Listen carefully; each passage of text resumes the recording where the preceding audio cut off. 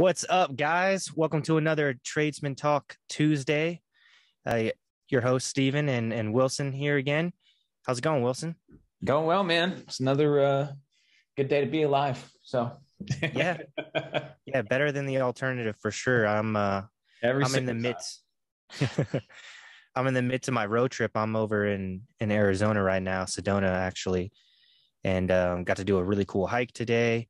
Had a few things for around work to do, but other than that, really got to take an hour or two to focus on nature. It's crazy out here. I don't know if you've ever been, but it's like a whole nother world. I've heard incredible things. I've heard really, really good things. I have several friends speak highly of Sedona. Apparently a lot of crystals out there. Yeah, there's crystals, ice cream shops and pizza shops, a lot of those. For some reason, there's a ton of pizza shops and ice cream places here. You had me at pizza and ice cream. So I think that's one of the safe things to offer to tourists. You know, most tourists are going to like their pizza and ice cream. Yeah. And so it's a good way to pay the rent, apparently. That's funny. So it's been cool. Got to go see some nature and recharge a little. Yeah, they say it's like an energy vortex over here where it's got some energetic benefits. So looking to receive some of that for sure. Nice. Yeah. I did not get the chance to hike. I did get a 2-hour break today, but I mentioned the plumber that screwed up our whole bathroom, that I had to replace the whole subfloor. Yeah.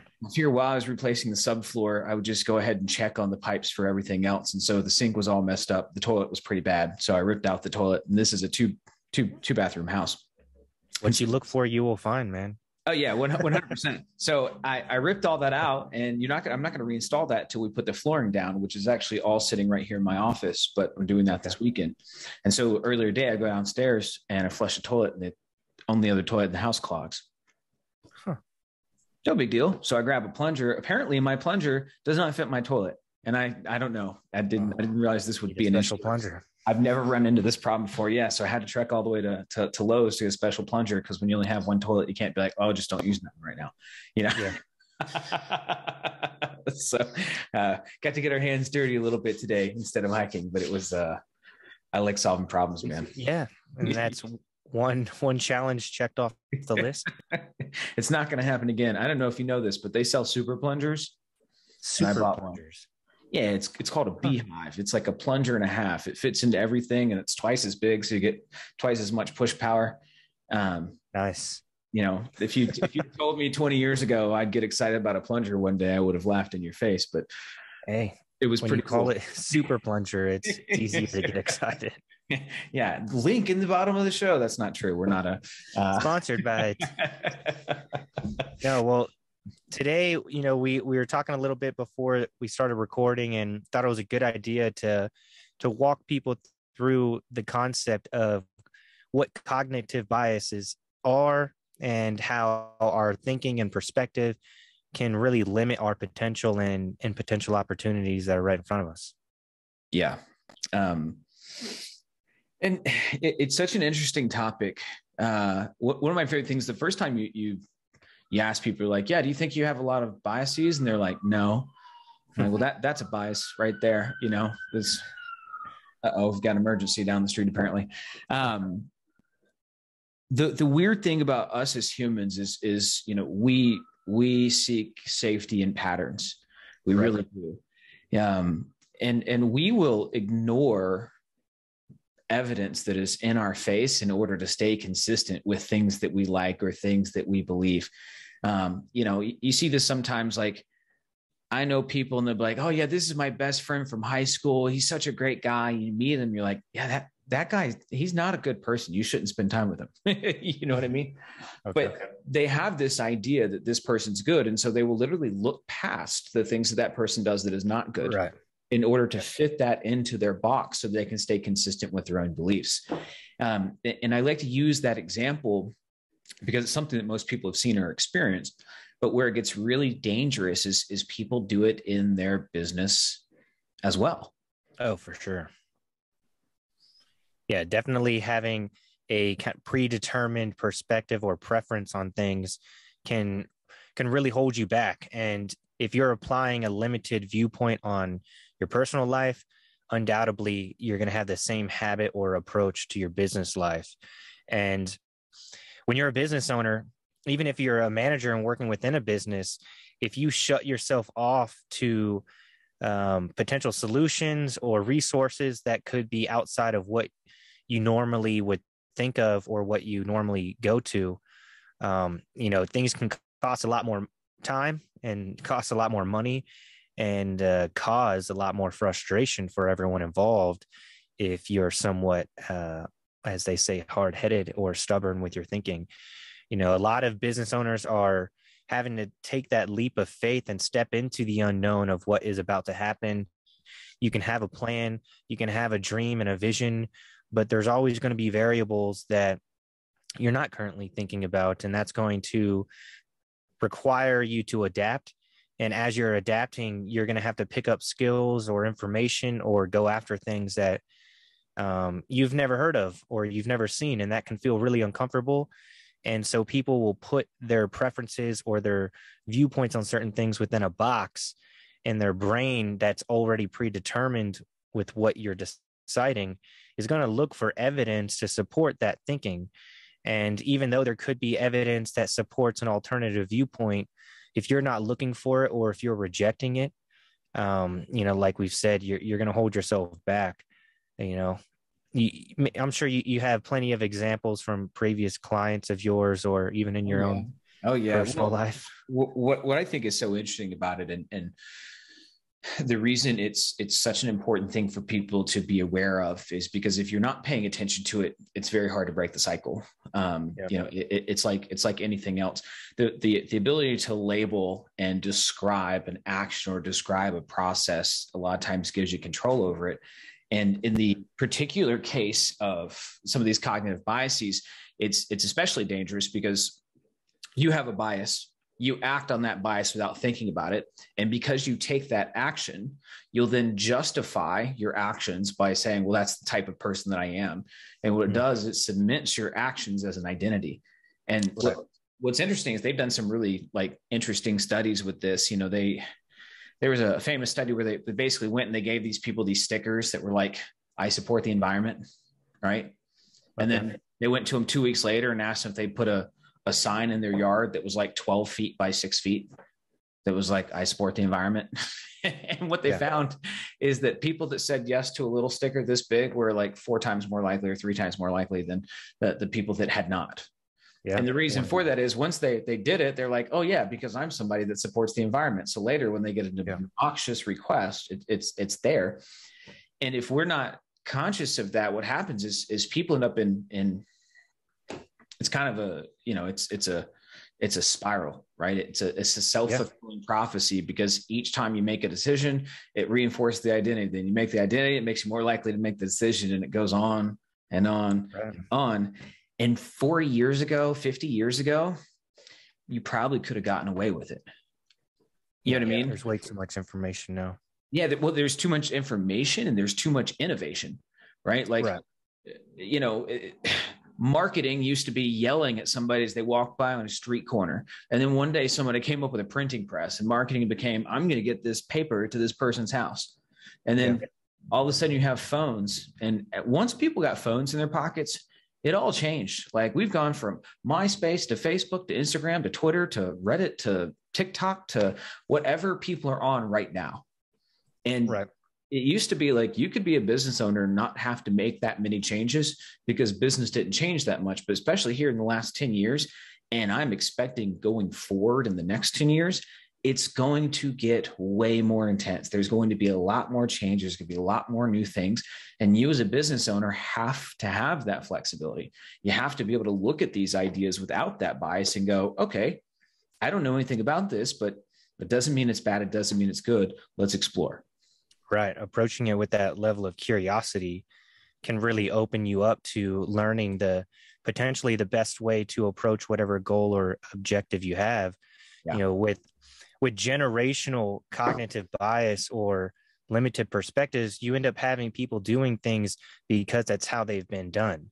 And it's a evolutional thing, it seems, where it just takes a lot less energy to rely on the ones before you and to do what everyone else is doing. There's a sense of the path of least resistance that leads us into doing things that have already been done. But there is a lot of innovation now, and there's even more opportunity for innovation because as there's more information and more realization, people are understanding that they can innovate and they can adapt and revise. So you have a lot more people choosing that path to make things better or to do something a better way.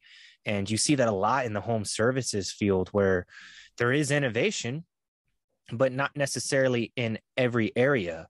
You know, we have a lot of innovation around the size of our drill batteries and and potentially a lot of innovation around other tools and different drill bits and wrenches and tape measures now can get pretty fancy, but you have a lot of the same thinking and the same doing around managing and hiring people or financing their business or budgeting for their business, and a lot of innovation in other industries that are trickling into these home services are being rejected because people within the industry don't have the curiosity or the ambition to improve their business. They want to kind of stay where they're at.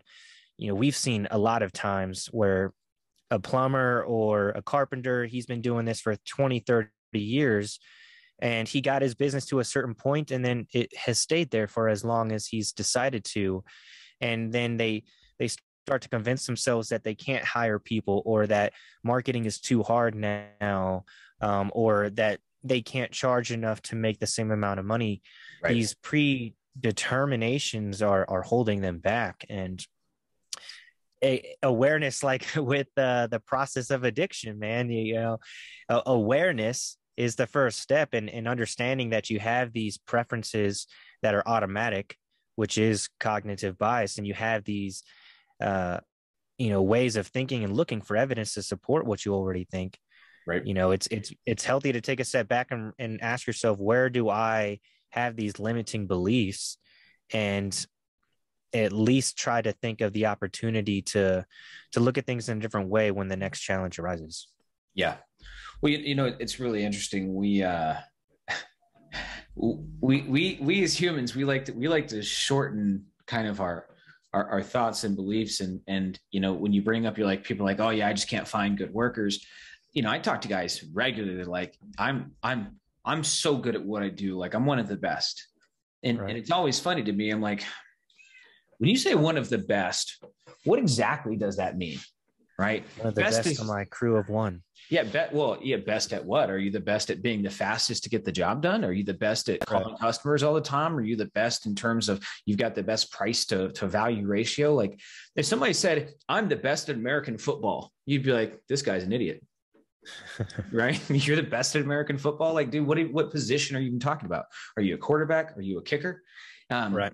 Yep. And so we make these weird generalizations, and it's like, yeah, I'm really, really good, and so I can't find somebody to replace me.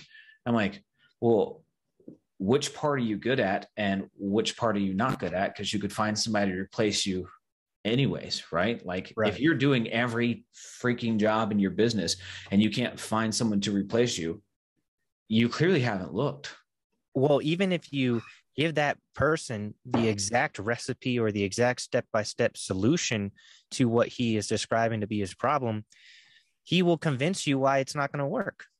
Oh, or create a situation where it can't work. Guys are like, yeah, nobody works hard enough. And so like they have a new employee, the new employee makes one mistake and they're like, this guy's an idiot. He's out of here. Yeah. Like, dude, most people make mistakes. I make mistakes. I make mistakes doing stuff I'm good at. You know, like you expect somebody that's brand new to follow your process and not make a mistake. Right. And it's never, you know, it's never the person's fault for, it's never your fault for training them poorly. It's almost always their fault for not learning well enough. And there are cases of that. But, you know, if you've tried to hire 5 different people and none of them worked out, odds are it's not the people you're hiring. Yeah. There's definitely benefit to stepping back and looking at where can I do things differently, and just having that ability to humble yourself, it can be huge. But what do people who have the the habit of limiting themselves or closing off their mind, what could be a way to help those types of people, even though we all are at times. That's something that I contemplate from time to time, is allowing people to experience their own experience without forcing something onto them. I guess the best way would be questions of sorts. Yeah. I mean, I actually do know a very specific process for that. Awesome. Which is kind of interesting. I took an entire class kind of based around this concept.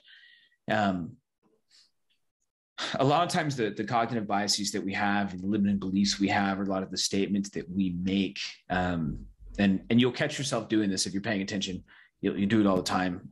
One of my favorites is, this person never blank, right? You get mad at somebody like, man, this employee never does what he's supposed to. And you're like, okay. So you look at that sentence, or people like, man, you know what?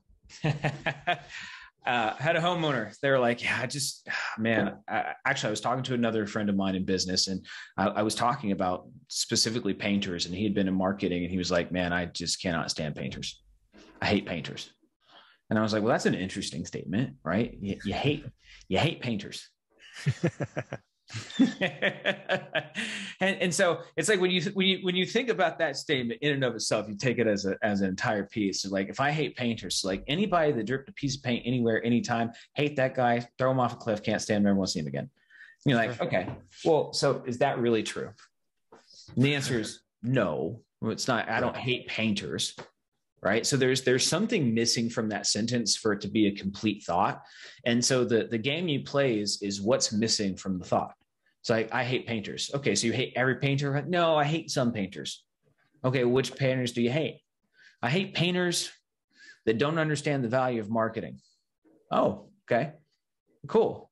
I hate painters that don't understand the value of marketing. So you just woke up one day and you're like, man, I just hate anybody that paints and doesn't understand the value of marketing. Yeah. And like, it's too much responsibility on the painters. Maybe ask himself, how can I help painters understand the value of marketing? Yeah. Well, or even if he's got a legitimate reason for hating him, right? It's just that sure. the initial statement he made, it just can't be true. Right. And so it's like, all right, you hate painters, you don't understand the value of marketing. So did you hate them just you woke up as you were born as a child that way? It's like, no, because I've spent a lot of time working with them and they don't follow my instructions. Like, okay, cool. Now he's got a whole complete thought. Yeah. And we can then take that whole complete thought and we can say, okay, cool. Is this true or is this not true?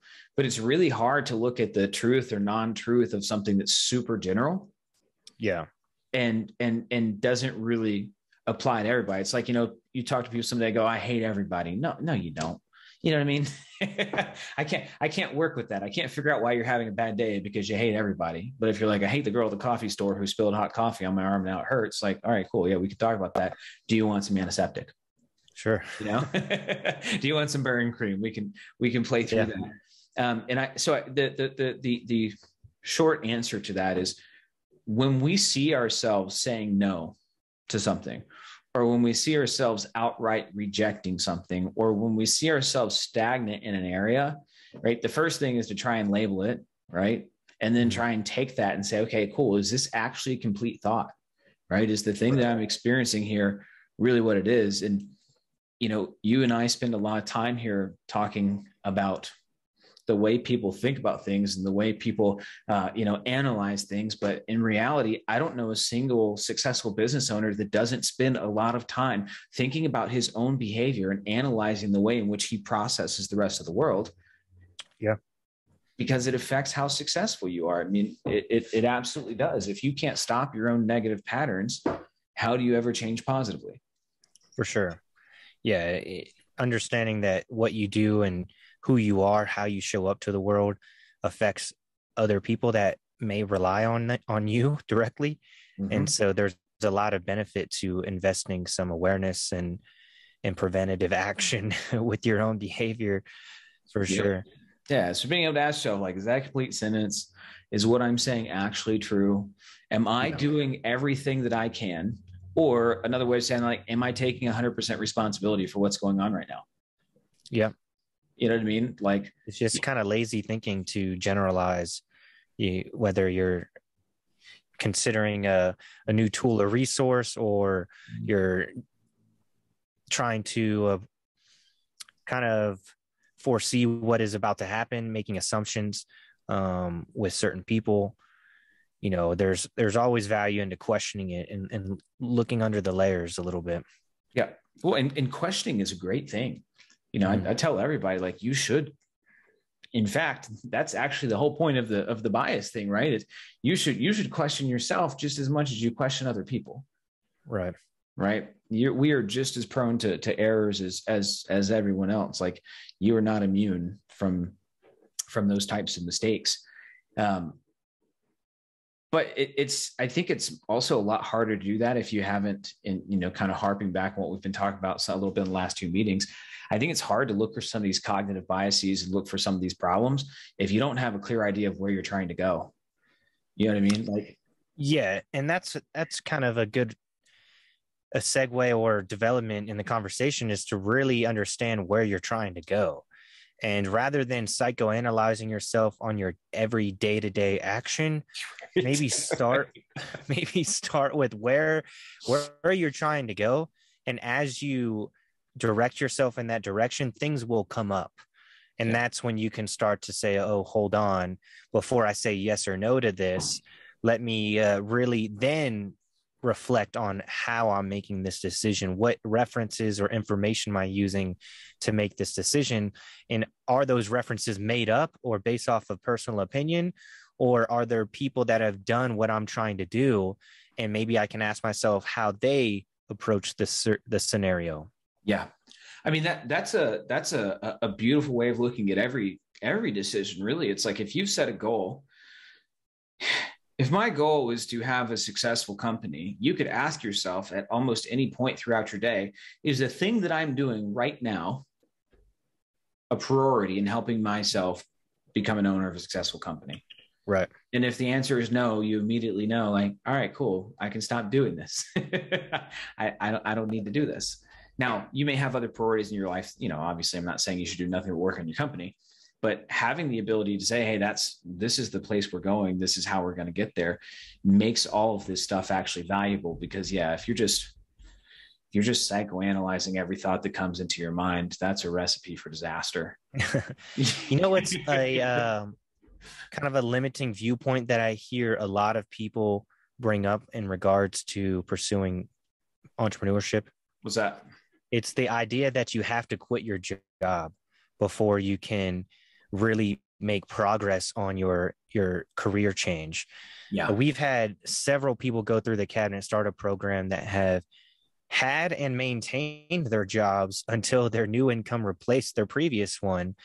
And that's not necessarily required either, but a lot of people believe they have to quit so that they can devote wholeheartedly into their business venture, which may or may not be beneficial, because if your family relies on your consistent income, then you putting yourself in a position where the results are so dire that it will affect not only you, but multiple people behind you. Right. You're going to have a level of pressure and converting into stress that will impact your development of the new business anyways. And so maybe asking yourself, how can I maintain my income from this job while still pursuing a business? And it's been proven. And so it's been proven that you're able to. And so to limit your perspective and think that you have to quit your job can really hold you back from what could be a much easier transition. Yeah. Well, I think there's an interesting thing there, because if you think you have to quit your job in order to do something, or really, I think in general, when it comes to obstacles, right, and kind of in that same vein of thinking with the cognitive bias, like, if you see an obstacle, it's oftentimes a good thing to ask yourself, like, is this obstacle as big a deal as I'm making it out to be, right? Yeah. Are there other people that might look at this obstacle and say, that's not a big deal? And if so, what would give them the capacity to do that, right? What would it take for this obstacle not to be a real thing? But we have to train ourselves to take our thinking past that primary level, right? So it's like, training your mind to have primary, secondary, and tertiary levels of, okay, well, this is the problem. So what else? Right. Or how else? Right. But yeah, we've had several guys do this. I tell everybody I talk to, like, you can do this part. It's harder, but it's going to be the case with every business. Like, if you want to start a business part-time and you have a full-time job, you're committing yourself to somewhere between 70 to 80 hours a week. Yeah. And it could require a lot more effort or redistributed time. Yeah. Where everyone's got available time in their calendar, whether they realize it or not. And you can still, and you can carve out some of that free time to make progress on the business. Now, obviously the development doesn't have the capacity to move as fast as if you devoted all your time to it. But by distributing your time differently, you can still keep potentially the income that you have from your 9 to 5 and still make progress with your business. There's things that needs to be done before you can generate revenue anyways. And so by doing some of those things during the time that you have free, you can make that progress. It's going to be a slightly different timeline, but you're not going to have the pressure of having to make a sale this week where I'm not going to be able to pay my mortgage. Right. It's a very different experience. And to minimize the stress and the pressure is really going to benefit your mindset and your efforts, because if your efforts at the very beginning are tied to a very stressful and painful experience, it's not a good recipe for motivation. Yeah. And if you're coming to the table with already self-doubt or cognitive biases that don't support you, the evidence that you are subconsciously looking for will quickly unveil itself, and you will you'll say, that's why I can't start the business, or that's why my family never got into entrepreneurship because of this and that. And you'll go back to doing what you didn't enjoy either. And so taking a step back and opening up your perspective and approaching the challenge with a level of curiosity will allow that open-mindedness to take in potentially other solutions. Yeah. So here's probably a really cool thing we could chat about for a second. So I think that I have to quit my job in order to start my business. I think that's a ridiculous bias that we see sometimes. What are some other ones that you've seen that stop people from starting their businesses? Well, we hear the most common ones probably like, I'm not tech savvy, or some version of that. I'm not tech savvy. I see that. Yeah. A ton from contractors. Nobody wants to work. I see that one quite a lot. Yeah. One of my favorites, people will go, well, how do I know that that's going to work where I live? Yeah. I'm like, do you live on an island by yourself? You know what I mean? Like what, how?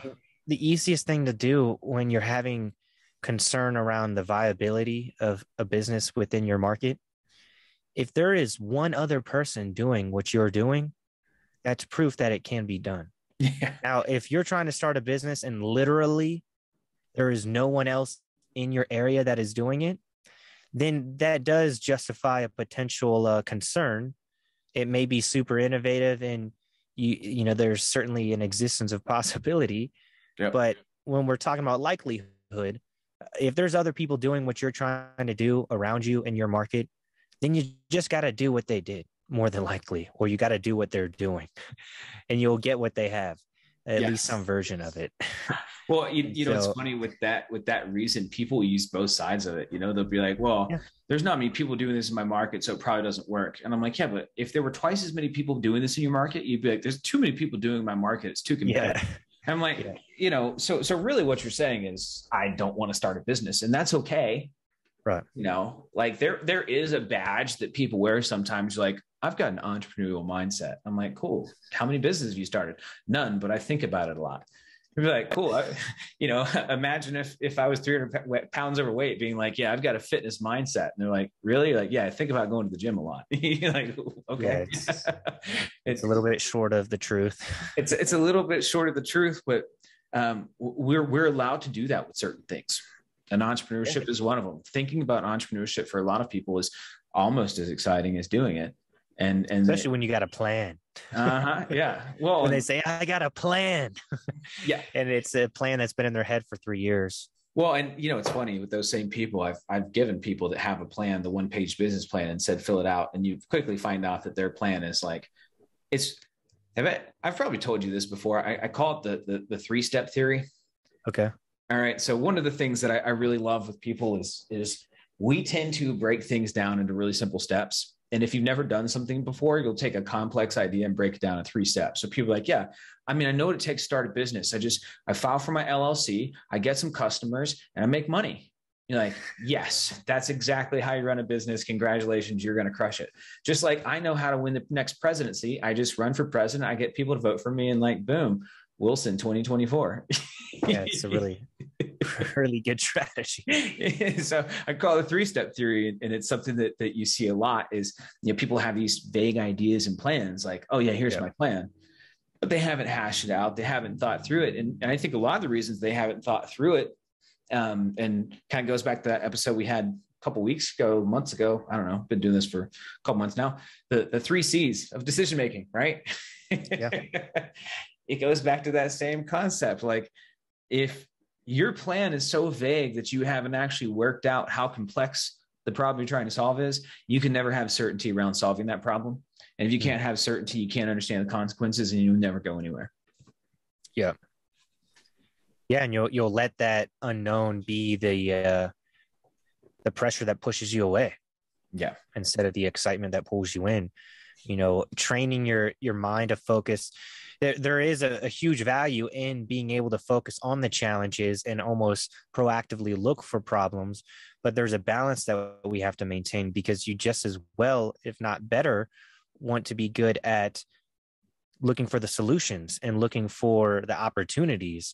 There's a balance at play. And I myself had caught myself too far on the problem solving mode, where I'm looking for a problem and I'm trying to solve it. And if one doesn't exist, I'll create it and I'll make that my focus, and I'll put a whole process around it. And it's like, that wasn't necessarily the primary challenge here anyways. Rather than focusing on a new challenge, focus on a new channel of marketing, or a new channel for hiring, or a new opportunity.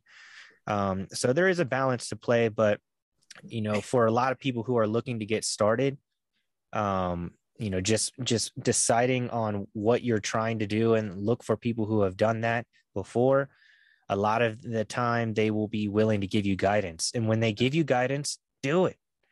Do it wholeheartedly, and don't convince yourself it's a waste of time or how it can't apply to you. Just take the suggestion, and you might be surprised with where you end up. 100%. 100%. Have that student-like mentality with all your challenges.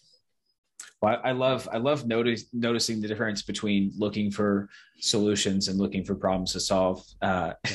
Because it's so funny, man, that the problem solving, like I'm somebody that solves problems. So you create your identity, then you go create a problem for yourself to solve, and then you solve your own problem. Amazing. Yeah. Who would have thought? And now you've confirmed this is the right thing to do. And you'll see, like, that's actually, I think, a lot of times how managers get to be so damn nitpicky.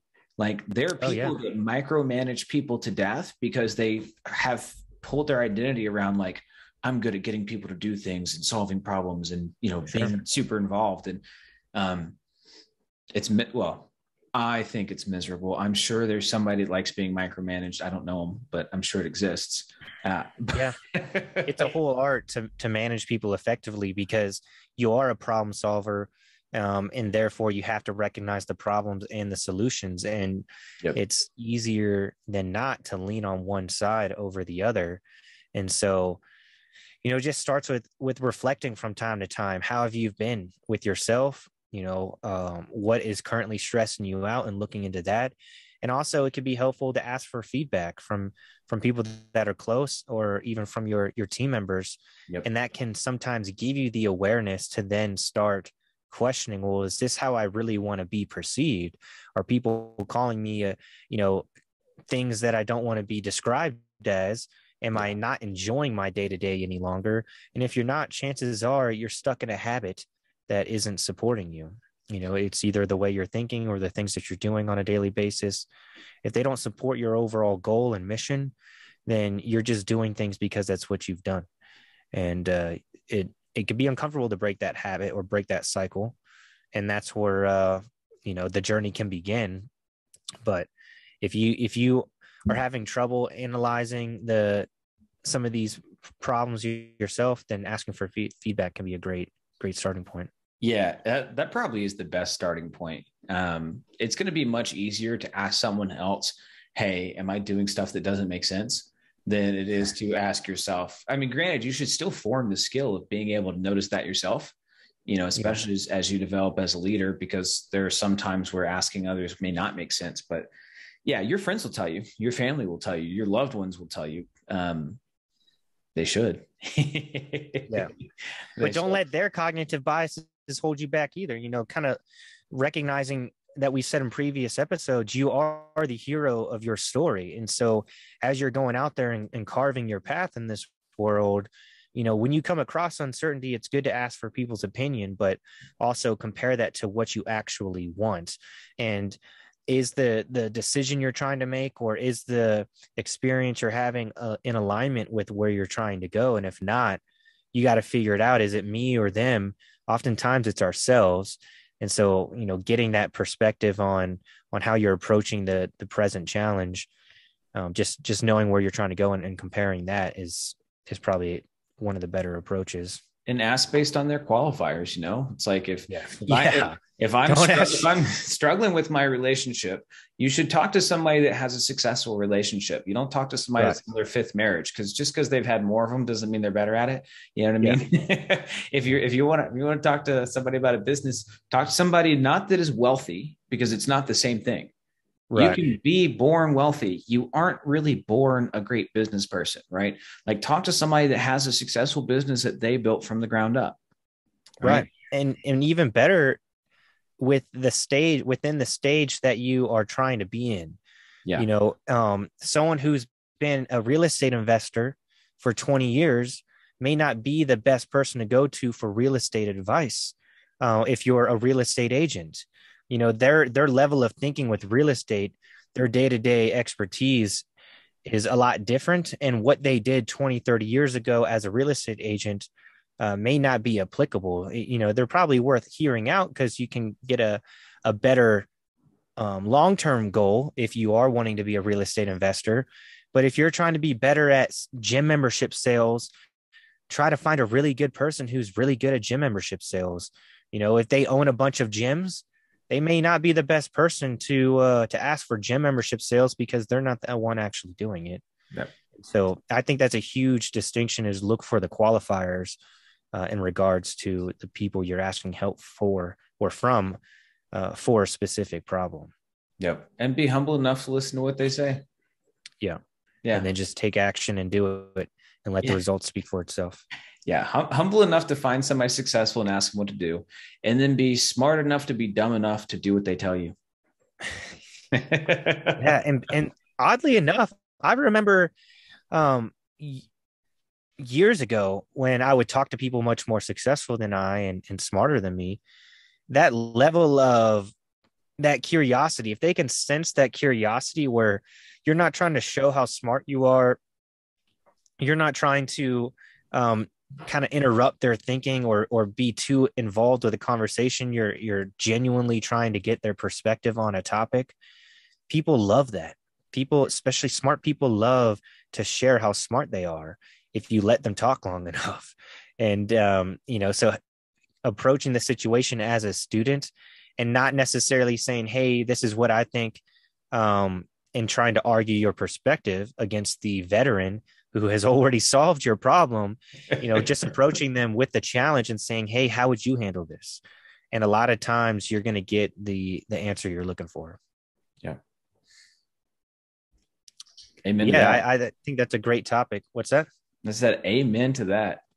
Cool. Yeah. I think that's something that is hugely valuable for all of us, really, as we go through different stages of our careers, but it's hugely relevant to people deciding how they want to make their career change. And if you're someone who's looking to work with your hands or start making progress with a business venture, really deciding what you want and looking for someone that's achieved that, and then letting them describe and lay out the process for you, and then just go after it. Because we have direct experience with this, with Cabinet Startup. As people go through the program, the best students and oftentimes the most successful students are the ones that just take the recipe and they go and cook it. They take the steps and they go and follow it. They just take action. It's very easy to over complicate some of these things when it says, oh, go meet with a bunch of business owners. And then rather than saying, okay, which business owners should I go to? What time of the day should I go to? Where should I park? Who should I ask for when I open the door? What should I wear? What scent of cologne should I wear? Like all these micro analytical questions can often distract you. So if you just take the information as what it's meant to be, and run with it, you'll often make progress a lot faster. You'll be less stressed and you'll enjoy the journey a lot more. Yeah. Yeah.